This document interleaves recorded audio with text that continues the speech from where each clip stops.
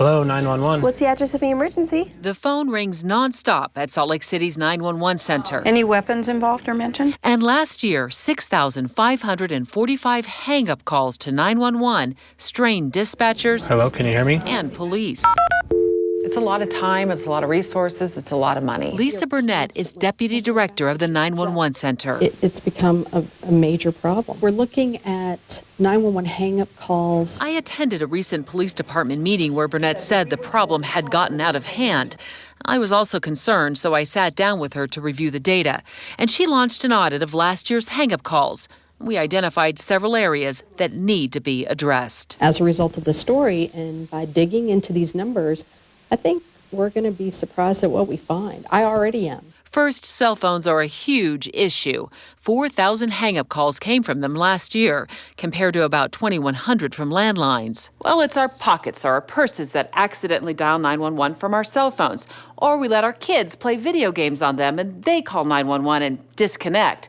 Or believe it or not, there are some people who actually dial 911 just to see what will happen. This adds up to a huge waste of law enforcement's time. It sounded like a pocket dial. According to current policy, a dispatcher receives the hang-up call and calls right back. If no one answers, and most people don't, I called back, went straight to voicemail. officers like Bruce Evans are sent. From dispatch, they just say go to this area. He showed me what happens with a cell phone hang-up. It takes time driving and then searching the area. But technology does give officers a general area of where to start their search. However, check this out. It's up to 2 football fields in all directions from where your cell phone signal hit a tower. So, officers drive that whole area up and down searching for someone.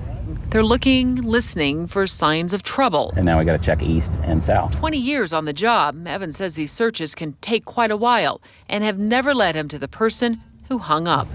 I'll take that 911 call on Jennifer Way. 911 hang-ups from landlines can eat up a ton of time, too.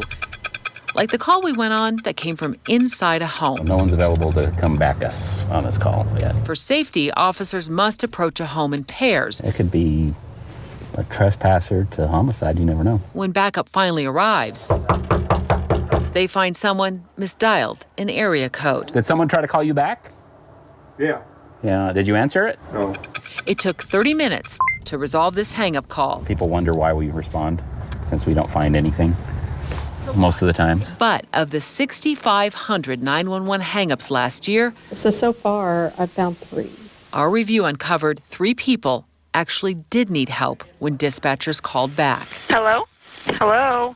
Can you hear me? This is Salt Lake City 911. Can you tell me what is going on? I received a 911 call from this number. Yes, it's a small number, but these situations can be serious, so dispatchers will continue to call back. I just got in an argument with my husband. And He's on the floor and he's requesting for an ambulance. But based on what we found, several changes will be made in other areas. Do you look at the policy? Absolutely, and I think a lot of it is because of this story. Burnett will recommend shrinking the area they check on cell phone hang-ups. That alone will save hundreds of police hours. She'll also revamp how hang-up data is tracked to better detect if other changes should be made.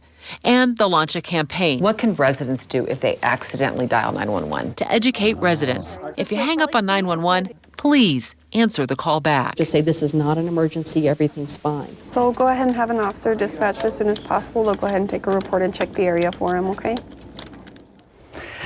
Now, by my estimates, the problem ate up at least 3,500 hours of police time just in Salt Lake City last year alone. Here are some other ways to help solve this problem. If you don't answer, they leave a message. Pick it up and call them back. When dispatchers call back, the number does not come up 911 on your caller ID. In Salt Lake City, for example, it comes up 799-3000, so be aware of that.